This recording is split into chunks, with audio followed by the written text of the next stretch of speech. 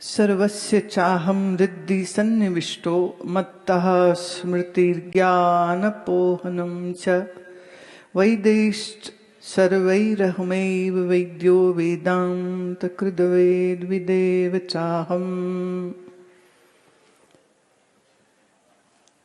अहं च सर्वस्य हृदि सन्निविष्टः।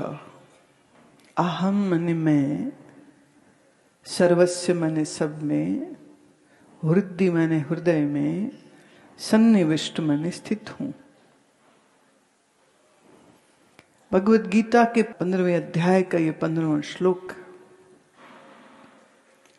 प्रारंभ इसलिए भी कर रही हूं कि एक 20 वर्ष के अद्वैत कड़वे ने प्रश्न भी पूछा, परमात्मा कहाँ है, कैसा है, क्या वह सच है या झूठ है, और आपको कैसे पता कि परमात्मा हमारे अंदर ही है।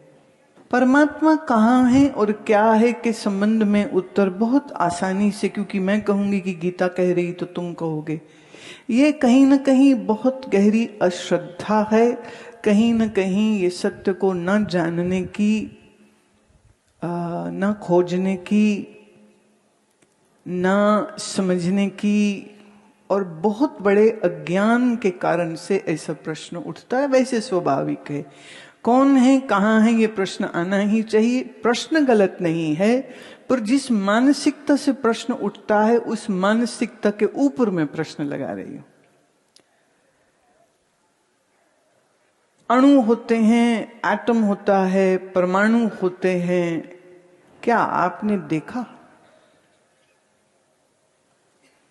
देखा नहीं है, पर जब विज्ञान ये कहता है कि एटम से सब कुछ बना है, तो तुम कहते हो चूंकि विज्ञान कह रहा है इसलिए सही होगा। तो जब गीता ये कहती है कि सर्वस्य चाहं हृदि सन्निविष्टो, तो उसमें तुमको प्रश्न क्यों आ जाता है कि ये सत्य है भी या नहीं है, और आप कैसे कह सकते सत्य है? मतलब एक मानव के चित्त से निकली हुई एक उसकी थ्योरी है जिसको उसने कहा एटम। और याद रहे, किसी भी वैज्ञानिक ने एक्चुअली एटम को अपनी नंगी आंख से देखा भी नहीं और देखा जा भी नहीं सकता है, क्योंकि वो असंभव है। तुम्हारे सिर के बाल के अंतिम जो सिरा है, जो छोर है, उस पर अरबों अरबों अणु होते हैं। तो ये संभव ही नहीं है कि कोई नंगी आंख से अणु को देख सके। पर आप किसी वैज्ञानिक की इस बात पर कभी संशय नहीं करते कि कैसे,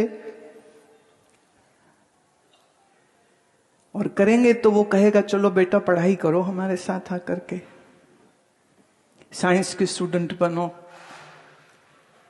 अच्छे से शिक्षा पाओ, और जब तुम पीएचडी के लेवल पर पहुंचोगे ना, तब जाकर के शायद थोड़ी बहुत बात समझ लगने लग जाएगी।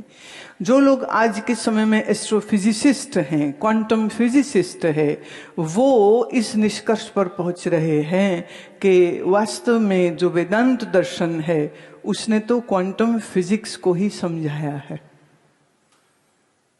और वो इस बात को 100% आज मान्य कर रहे हैं कि जब आदि शंकर कहते हैं ब्रह्म सत्यम जगत मिथ्या जीवो ब्रह्मैव न परः, ब्रह्म सत्य है और जगत मिथ्या है। मिथ्या माने जिसकी प्रतीति तो हो पर वास्तव में नहीं हो। इस बात से वो आज का वैज्ञानिक बहुत अच्छे से न केवल स्वीकार करता है, बल्कि इस समय पर पूरे वेस्टर्न यूरोप और नॉर्थ अमेरिका में, जापान में वेदांत को समझने के लिए कोर्सेस दिए जा रहे हैं जो साइंटिस्ट कर रहे हैं। पर मुश्किल है कि आप लोगों ने जो आपकी स्कूल कॉलेज की किताबों में साइंस थी वही ठीक से नहीं पढ़ी है, तो अणु परमाणुओं की समझ तो तुम कहां से ही लोगे। बुरा न मानो तो कुछ मैं और भी बात जोड़ना चाहती हूं। अभी तो आदमी इतना बेवकूफ है, इतना अज्ञानी है कि कहां थूकना ये भी पता नहीं है। कहीं भी थूक रहा है, कहीं भी कचरा कर रहा है, कहीं भी पेशाब कर देता है, कहीं भी। अभी मैं आ रही थी तो एक होता आदमी बैठ के खाता, एक होता आदमी खड़ा होके खाता, वो बंदा हाफ ऐसे झुका हुआ, उकड़ू हुआ है बिल्कुल, वो उसी में खाए चले जा रहा है।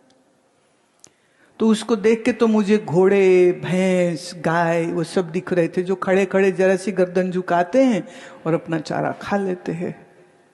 तो एक गधे, घोड़े, गाय, भैंस और एक मनुष्य को जब मैं देखती हूं तो मुझे कोई फर्क नहीं नजर आता है। और याद रहे, ये ज्ञान पशुओं के लिए नहीं है और पशु बुद्धि वालों के लिए भी नहीं है। जैसे बीटेक 3 साल का करना पड़ता है, उसके पहले बहुत अच्छे नंबर आने चाहिए, तभी किसी कॉलेज में एडमिशन मिलता है, किसी आईआईटी में एडमिशन तब मिलता है। 3 साल की पढ़ाई के बाद बिल्कुल इतना सा, मतलब मैं क्या ही बोलूं, जरा सा कुछ वो शिक्षा मिलती, उसमें भी कि इलेक्ट्रॉनिक्स में है, कि मैकेनिक्स में है, कि सिविक है, कि सिविल इंजीनियर में है, कि इलेक्ट्रॉनिक्स में है, वो उसके इतने सारे विषय है। और एक बीटेक किया हुआ अपने ही विषय को बहुत अच्छा नहीं समझता है, 3 साल के बाद भी फिर वो एमटेक करते हैं। तब भी हमारा ये स्वामी सत्यानंद एमटेक है, पर जब ये कभी कोई गलती करता है ना तो मैं कहती हूँ, हाय हाय तूने काहे एमटेक करी, क्योंकि एमटेक करने के बाद भी समझ तो आई नहीं तेरे को। और खास करके कोई मशीनरी से जुड़ी हुई चीज हो तो हम बड़ा मजा लेते हैं, इसकी टांग खींचते, तूने काहे एमटेक करी। 3+2 5 साल विज्ञान की पढ़ाई करने के बाद भी अपने विषय को पूर्ण रूपेण नहीं जानते, तो परमात्मा को तुम जानना चाहते हो तो मेरे प्रिय अद्वैत, सब छोड़ निकल मेरे साथ, रह 10 साल मेरे साथ। हम साधना से तुम्हारी बुद्धि को पहले परिशुद्ध कराएंगे, तुम्हारे अंतःकरण को शुद्ध कराएंगे, और फिर तुम्हें उपनिषद और गीता के ज्ञान की न केवल समझ आएगी, तुम उसका साक्षात कर सकोगे।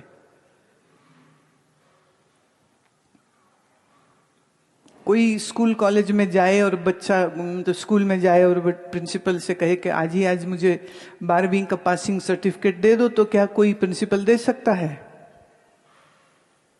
तो परमात्मा क्या है ये जानने के लिए ये सबसे श्रेष्ठतम उच्चतम ज्ञान है। उस ज्ञान के लिए तुम क्या कर सकते हो, सवाल मैं तुमसे पूछती हूं। भारत के 10 बड़े उद्योगपति जो आज 100 करोड़ का या 500 करोड़ का बिजनेस कर रहे हैं, क्या वो एक ही दिन में उद्योगपति बन गए? क्या वो एक ही दिन में इतने बड़े धनाढ्य और इंडस्ट्रियलिस्ट हो गए? कितना समय लगा होगा उनको, कितनी बुद्धि लगाई होगी, कितने दिन रात उन्होंने इसमें लगाए होंगे? तो सवाल तो वही का वही है। इस जगत की किसी धन या शक्ति को प्राप्त करने के लिए इतनी मेहनत करनी पड़ती है, तो उस परम ज्ञान के लिए तुम क्या मेहनत, एक जन्म भी काफी नहीं है बेटे, एक जन्म भी काफी नहीं है। क्यों? मन में विषय वासना है,